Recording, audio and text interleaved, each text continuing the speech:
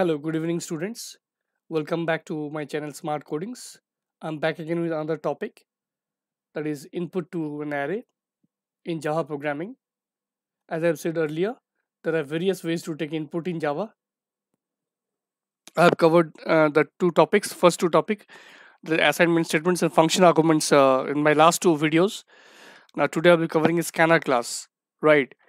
Then the next video I'll be covering, that is input stream data class, in my next video series. Students, I request, it's my earnest request to you that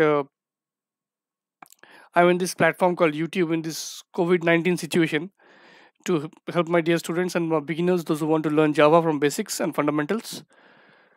That is the Java fundamentals, the Java basics, those who want to learn, and for school students. So I request to watch the videos completely to gain a better knowledge how to write code, how to uh, how to start thinking while writing a code or before writing a code. That thinking capabilities should develop in your mind while writing a code. So all this initiative I have taken thinking your problems, students.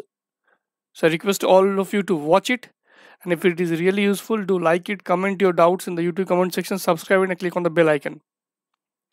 Right, so let's quickly start. Today's topic will be a scanner class. So there are two methods in Java, that is scanner class and input stream reader class. By these two methods we can take input to a variable, array variable or any variable through console. Console means that is a computer screen, that is output screen. From that computer console we can take input to array variable or any variables or normal variable, right? So this is what is the definition. That is the data values or the input are entered at the time of execution of the program in the console itself, right? So that means user can opt his or her choice. He can or she can give any input of his or her choice. Okay, that means in assignment method we are giving the input in the program itself. That means any input you need to change it, you have to change in the code itself. Suppose in the program only I'm writing a equal to b and b equal to a equal to 5 and b equal to 10. Then if you want to add 10 and 20, that means again 10 and 20 you need to change in the code, which is not always good, which is inconvenient approach. That means in that case user is not able to give his her own choice. So that user can give her own choice of output, or her or his own choice. Scanner class and input stream data class are used in Java, right? Now this is what is the definition. Now it has a basic syntax. Syntax is like this. First you have to create a scanner class object. So scanner is a class name, that's why S is capital. Any object name you can give. I have given it OB, then equal to the new operator which is used to create object in Java, which allocates memory, then again class name, then system.in. Now system S is capital because it's a class name. In is an object of system class, and this object can be accessed only by system.in. And entire meaning of this one, user is taking the input from the keyboard, that's why it is a system.in over here. As you're taking the input from the keyboard, that's why you're mentioning a system.in. This is the entire syntax of a scanner class. It is already defined like this. You have to use this one only, or else it will give compile time error. So this is what is first scanner class object creation done. Now next is, suppose you want to take integer input as this one, so you can do like this. In text, any variable you can declare of integer type. Now ob.nextInt. NextInt is a method of scanner class. It's a non-static method. Keep in mind, students, in Java all the non-static methods must be accessed using an object. That's why you're creating object of scanner class. A question should arise in your mind, sir, why you're creating object of scanner class? Only because nextInt to access this non-static methods. All the methods in the scanner class are non-static methods, and non-static methods must be created with the access to, with the help of an object of a class. As it is the method of a scanner class, that's why you need to create the object of scanner class first. So we are creating here OB, as you can see. I'm highlighting with the cursor over here. OB is the object, and we are accessing ob.nextInt. This ob.nextInt will take integer inputs using nextInt method. Now let's move on to the next slide. So this is what is we are taking the input here of next float. Float type means decimal inputs it will take. So there are various methods over here.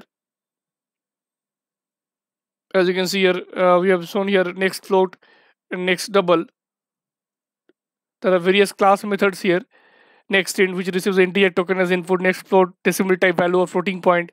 Then it is a next long type value as inputs it will take. All these methods are non-static methods. Next double, it is double type value it will take. Next dot caret 0. This will take a character input using scanner class or in a scanner class, right? So caret 0 means suppose there is a string, 5-letter word.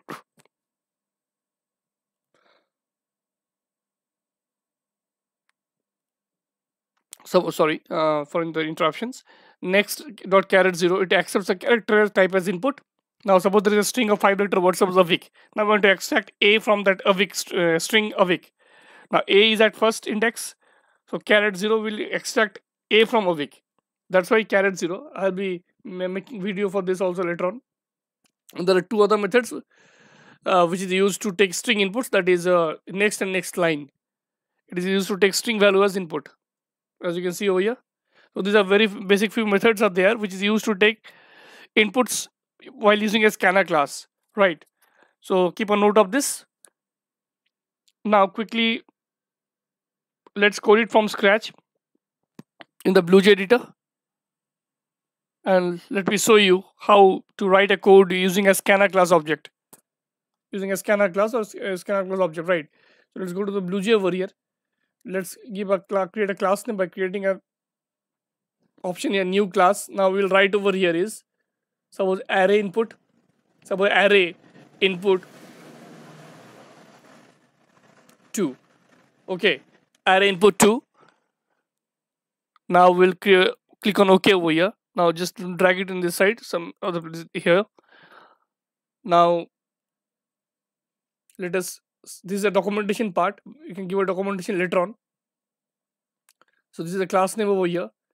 Now to use a scanner class, we need to import a package. So the package name is this one, import java dot util dot scanner. As you can see, students, import is a keyword in Java which is used to access this package. Java dot util this scanner is a path or a package here. Java is a main package. Under main package there is a sub package called util. Under this sub package there is a scanner class. So this inside this package, the scanner class is defined. So we need to import this first to use scanner class. As simple as that. Right. Now this is a class name. Now we'll write over here what to write. So first let us give a main method. As you know, every Java program has a main method, public static void main string args. This is a syntax of a main method. As it is, you have to write. After this, suppose you need to take a variable, right? So int x we are taking. Int x we are taking as a variable. We have to create an array first. We're taking, right? So we have to create an array first. Let us declare array over here, x type array. Okay, now declaration done, array declaration done. Now we have to create the array. X equal to new int. Let us give the size as 5 over here, because you know at the time of creating array, we need to declare the size of an array. I've already said in the last video. So declaration done, creation done. Now we need to take inputs to this array variable, right? So let's create an object first of scanner class, scanner. Let's give ob over here, ob equal to new scanner system.in. Object creation done. Now we'll write a display method in the screen for the user, system.out.println. We'll write over here, enter the values. Just a display message for the user. Okay. Now once this is done, so what we'll do over here, we'll use a loop, because 5 values in a input as the size is 5. So 5 times the same operation we need to perform. That's why you're using a loop to make it easy. Control variable I equal to 0, I less than 5. Okay, because 0 to 4, that is 5 only. I plus plus. This is a loop. Inside this, we'll take input over here to the variable called x, array variable. Okay. Now, what is the object of scanner class? OB I've given OB dot next int. As it is, you have to write over here. So this is will take the input of scanner class, enter the values. Better to write here, enter the values to an array. Okay. Now this input has been taken over here. Is the next, if any error, will be debugging it at last. We'll figure out the error at last. So this is what is done. Now we'll write another message. Let us copy this one to do a little bit of smart work. Now we'll write the array elements are the array elements are. Again, we need to print this. So we need to write over here is control this control. This is a terminator. This loop, inside this loop body, will write over here system dot out dot print. For space, we need this one plus what is the array? Close the for loop body, close the main method, and close the class.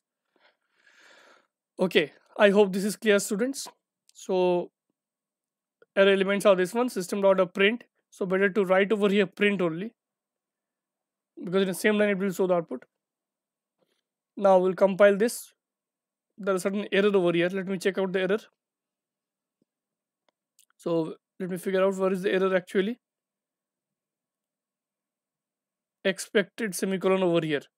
Now compile this. So no syntax error. Let us show you the output first. So this is what is the console. This is what is the console.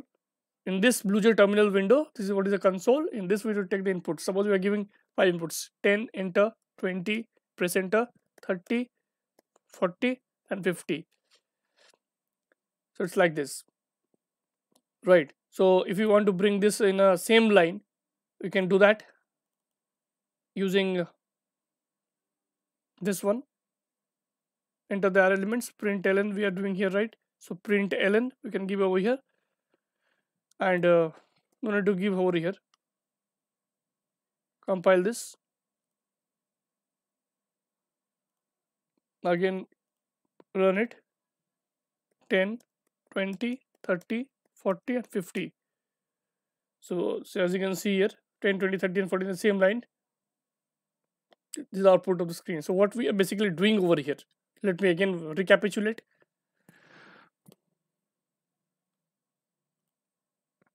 First, we are importing the package. Why we are importing the package over here?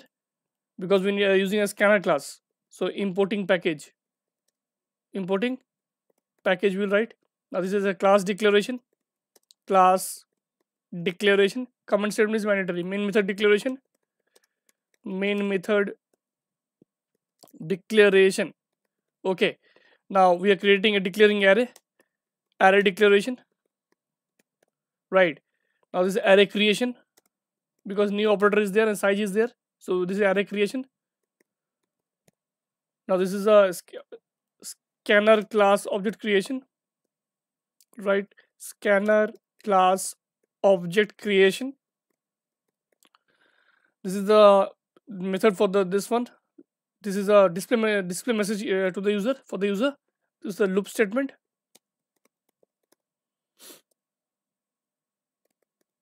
Okay, we are taking input over here.